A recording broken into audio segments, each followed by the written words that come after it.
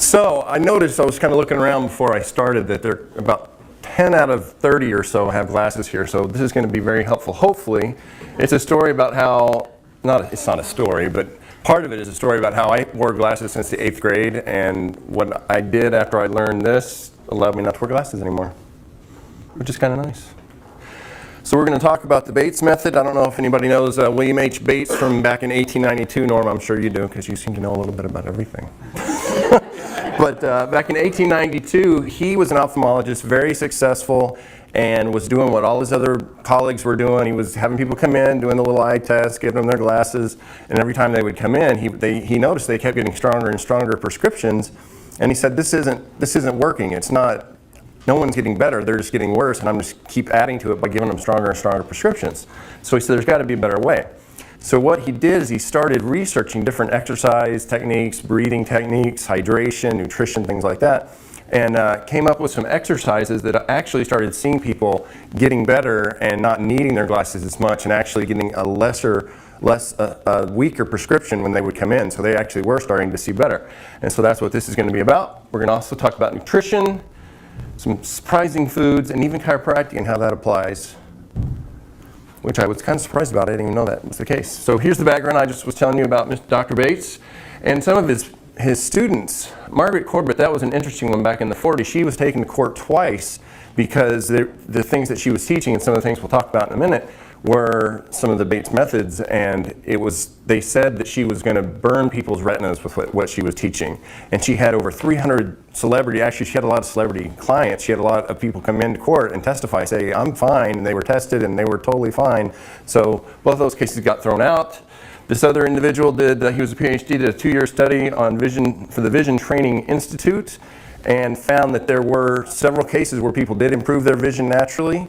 These other two here, I had to throw them in because they're the official people that study vision, and in both of those cases they were like, well, we don't see any seriously statistically significant proof that this actually works, so we're going to say it doesn't. And in my case, I don't care if they found any proof or not, because I know it worked in my case, so I don't care what they say. But there's always somebody that says it doesn't work. So this is kind of a neat little diagram of how the brain works, because when we see something, the light image comes in through the lens, and you have these little ciliary muscles that are all the way around the lens called the ciliary body that contract and relax to help control the thickness of the lens. And old school way of thinking is that's how you focus, it's just the thickness of the lens and that's all you can do. So the light comes in there, hits the fovea centralis in the back, which is right there by the macula, and then it goes to the optic nerve, and then it goes all the way to the back of the brain. Now this is not to scale image, obviously, because the brain's much smaller, unless this is like an MD or something. But, so anyway, so the light images come back here to the visual cortex in the very back of the brain, and that's actually where they're interpreted. And when we see, there was a great study I watched where they put glasses on people that were getting married, and it was kind of one of those Mythbuster kind of things. And the way these glasses worked is that it changed the vision that you saw by 30 degrees. And so they put the glasses on them, and it showed with the camera what it looked like, the things. And so they're like reaching over here, but it's over here, and they're like knocking stuff over. But after about 20 minutes, their brain actually readjusted to those glasses, and they were able to grab everything like it was fine. And so they were like, that's kind of cool. I wonder if it would work just the opposite. So when they took the glasses off and they had their regular vision, they were bumping into things again because they couldn't see, because their brain was already practiced and rehearsed for the glasses. So that shows that we don't technically see with our eyes, but we see with our brains. And so that's what this really works on. So here's my story. That's the best picture I could find.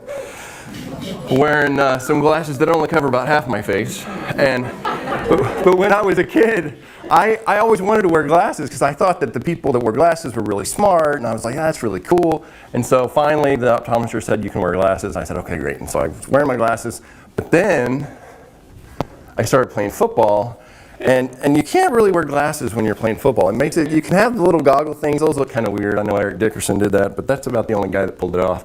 So this was me at Vanderbilt, and then with the Oilers for a minute.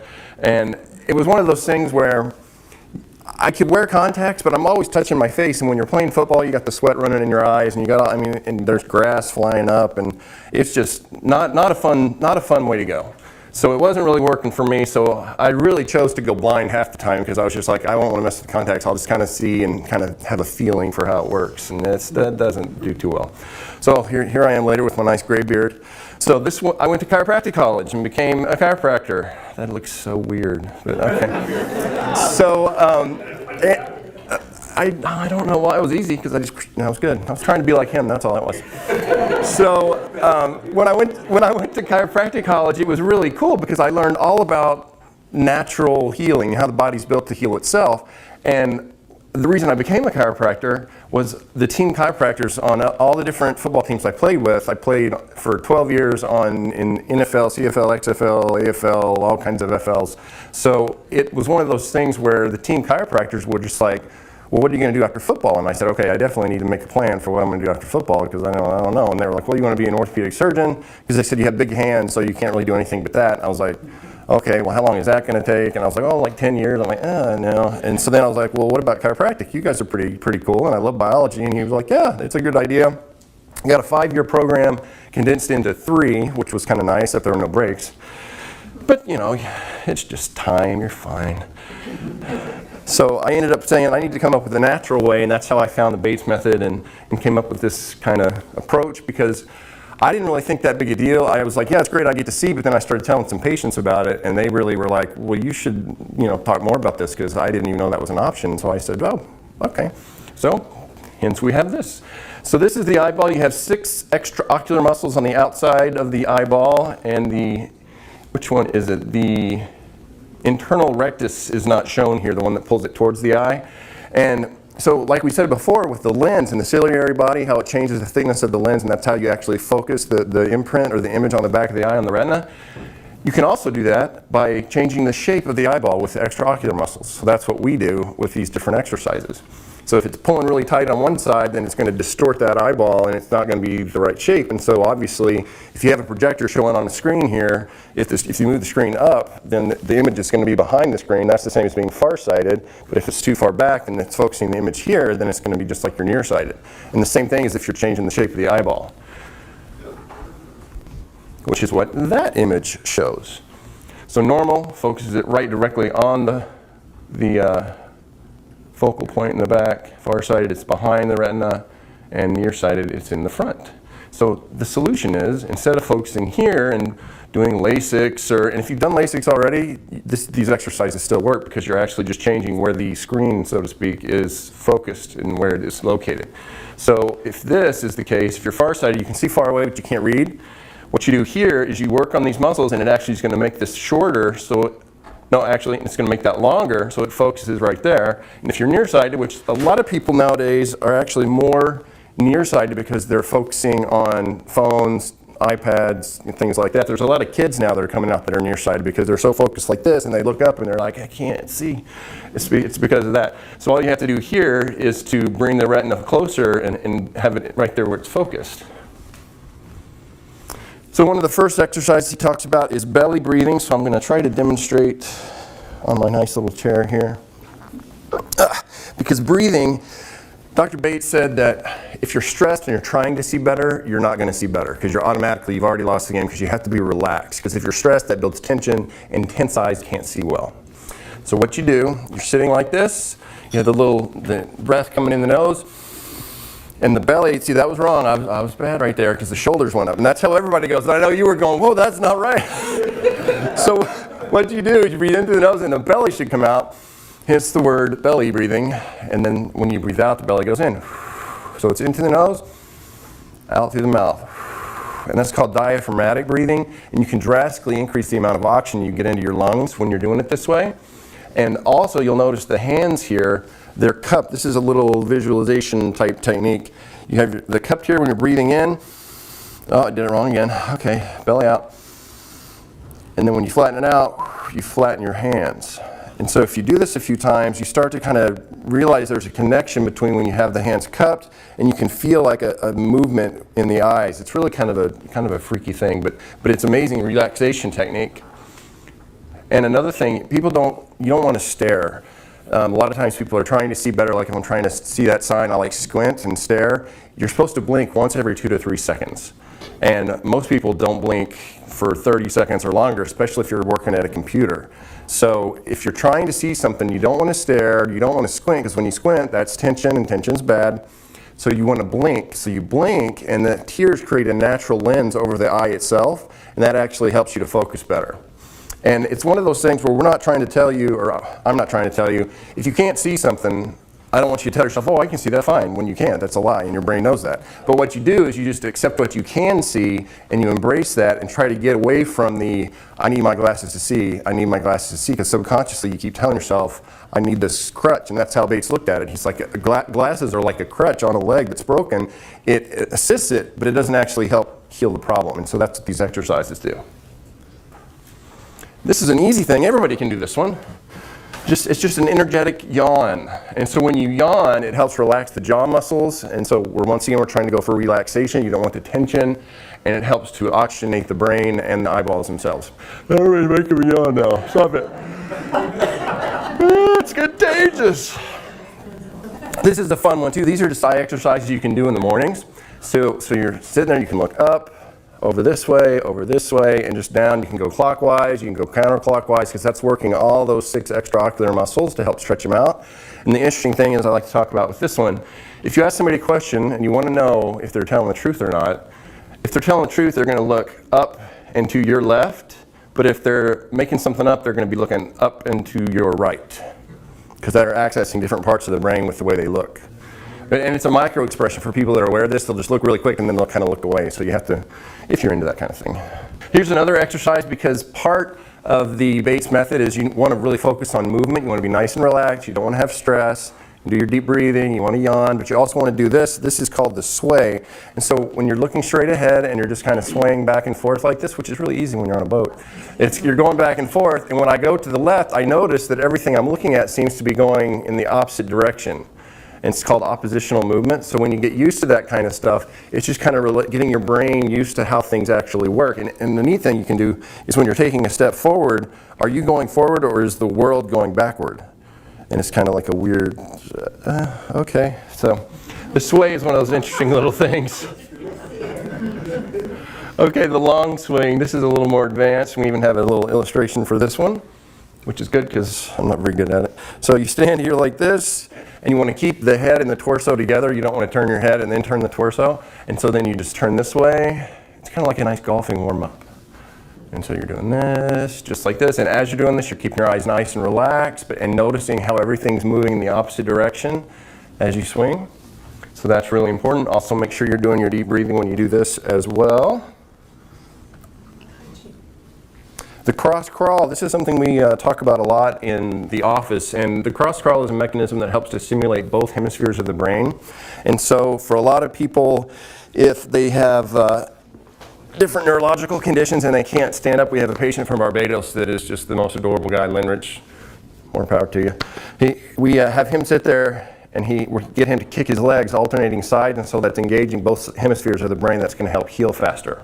If you have a broken arm, if you work out the opposite arm, even though you can't work out the broken arm, it's going to help that arm heal faster. So it's that same mentality. So this one, okay, I'll try to demonstrate. So you're looking straight ahead again, and it's just opposite side. Opposite side is a lot harder than it looks, especially on a boat. Now this is what I did, and people tell me all the time, you should not tell people how long it took you to get rid of your glasses because they won't believe you, and I'm like, I'm an honest guy, I gotta tell you how long it Food's true story. Come out and I am just like, I'm sick of these glasses, let me try some of these exercises. And now, the beginning level of this, you have your eyes closed. I was not aware of this at the time. So it's really funny. So what you do is you find the sun, I think it's back there now. You find the sun, face the sun, and what I did personally, looked up at the sun with my eyes open and did my hands like this back and forth. And so it was very difficult to do, it was very painful. But part of that is because the eyes are so fatigued and so tired, and that's why it gets really sensitive to the eyes. So what I recommend, have your eyes closed, you look up at the sun, and when you do this helps block some of the ultraviolet radiation into the eyes, so that it helps protect it. And that actually is going to help stimulate vitamin D. Vitamin D3 is really important. The heat from the sun feels good, which is always good. Creates that strobe light effect, which is good. Helps heal the rods and cones, which are the specialized cells in the eye that help you see, basically. The cones are seeing the color and the rods are the dim light. That's kind of a neat trick too. If you're in a really dark room and you're trying to figure out where the door is and you know it's kind of lit up, but like you can see it out of the corner of your eye, but when you look right at it, you can't see it. That's because when it's off to the side like this, it's hitting the rods, but when you look right at it, the cones can't pick up that low light image. So you kind of have to look off to the side to be able to see where the door is. It's kind of a neat trick. Anytime you do sunning, you have to do palming afterwards, because now you've stimulated the light, stimulated the cells. Now you want to relax the cells. So what you do, I don't know why I'm turning this way, it's just that's how I'm going to do it. So you should be sitting in a chair. You can sit at a table. You can have, they literally have little posts with armrests like up here that you can use. Anyway, so you sit, now I'll turn this way. So you sit, have your elbows at 90 degrees, put the palm of your right hand on your right cheekbone and cross your fingers across your forehead. And then you do the same with the left. And you're doing your deep breathing, belly breathing only, through the nose, out through the mouth. And as you do this, with every breath, you start thinking about just darkness. It's the really dark black, it's black as it can be. And at first, you're going to see little flashes of light, especially if you're used to looking at computers and things like that. So you just want to do your deep breathing. I'm all paranoid about my shoulders now. And what that does, it helps rebuild what they call visual purple in the eyeball, and that's going to help you see. And like I said before, you need to start doing this at least 5 minutes a day if you can. The longer you do it, the better you're going to be.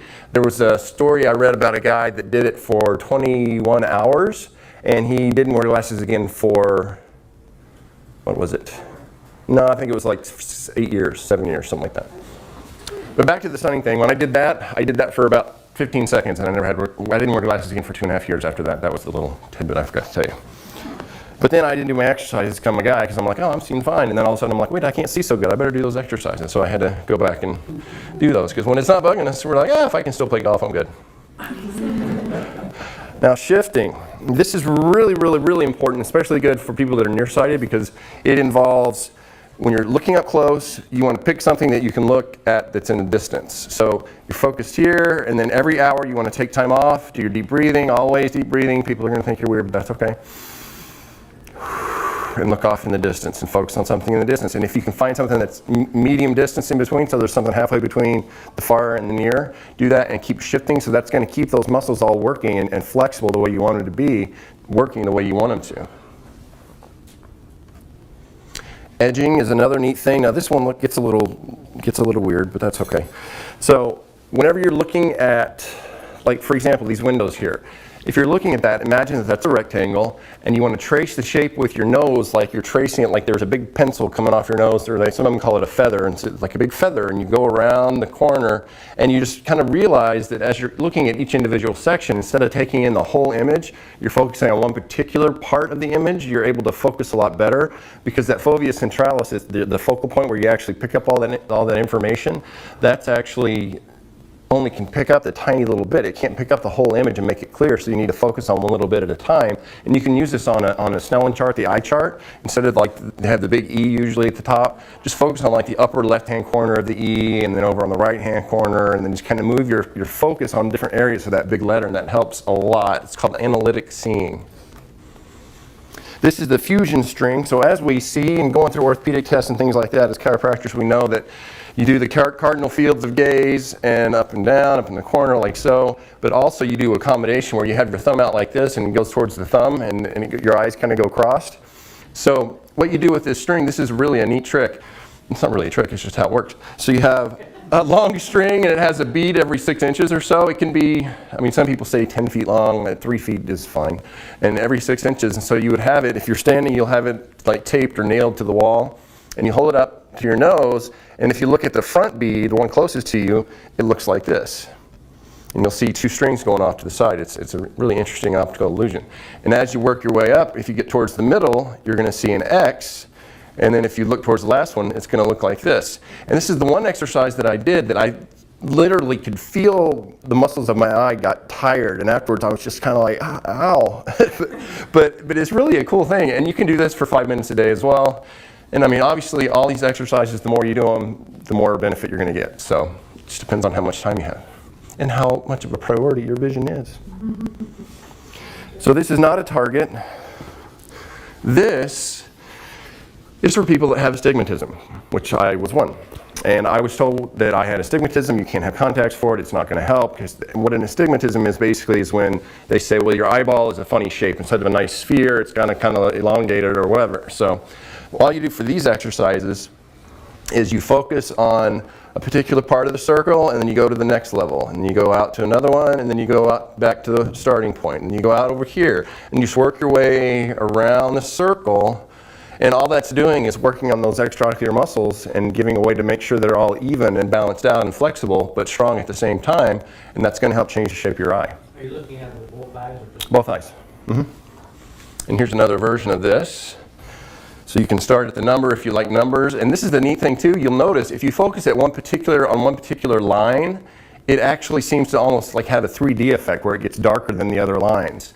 And so you can kind of play with that and then go all the way from the number all the way back down to the dot and just work your way around the circle. And all these are doing, these are just like eye Olympics to help get your eyes extra strong. So it's just kind of a cool thing. I like that one too. Visualization. This is a fun one. This is another one that's also quite appropriate, and this is described in the book. You sit there and visualize with your eyes closed a boat about to leave, a ship about to go on a journey. And so you're sitting there and you have your eyes closed and you can envision the people walking on the deck and the little guys carrying the little trays and all that stuff. And then they're about to leave and they start to leave and you envision in your mind that they're getting smaller and smaller and smaller. And so they're just a little dot on the horizon, you can't see them anymore, and then you do it backwards, and they get closer and closer and closer. And just envisioning that and doing that visualization of them getting fuzzier and smaller and then bigger and clearer is just a way to help your brain, because what do we see with our eyes or our brains? Brains. So you're working that brain, and it's a way to do the exercises even with your eyes closed. And you can also do the same thing with a track, like guys running on a track. You're at the starting line on a track, and you can see all the guys are about to take off, and they take off, and you can see how they get smaller and a little more out of focus in the distance because they're further away, and then they get closer, and you're just like, okay, and you just focus on that. And it's just a really cool way to visualize things. So this is going to be really fun. This was a fun, I'll go fast. You really are what you eat. Foods for better vision. Everyone knows the folks are always saying eat more carrots because it's the beta carotene in the carrots. And you're also going to get a complete list that you can have access to for this in a minute, so I'll show you how to do that. It also helps with night vision, which is really good. Eggs, I did not realize this, have lutein and zeaxanthin that are really, really good, like super antioxidants and nutrients for eyes. Also zinc and vitamin D. And the yolk has been shown to help fight cataracts and age-related macular degeneration. So, and don't worry, and we're all enlightened here. We know that don't worry about all that cholesterol nonsense, as long as they're good, healthy eggs. That's no yolking. So blueberries are very high in antioxidants. They have vitamin C, and this was really fascinating because I love blueberries. They can actually help decrease the intraocular pressure in your eyeball. So if you have glaucoma or glaucoma runs in your family, then eat a handful of blueberries every day, and that helps to decrease that pressure.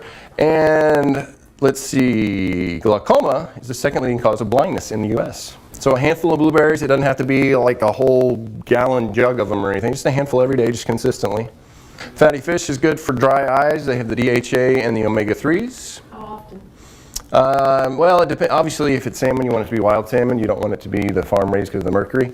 You can do smaller fish, mackerel, anchovies, sardines. They're a little stinky, but they're good for you. They're really good.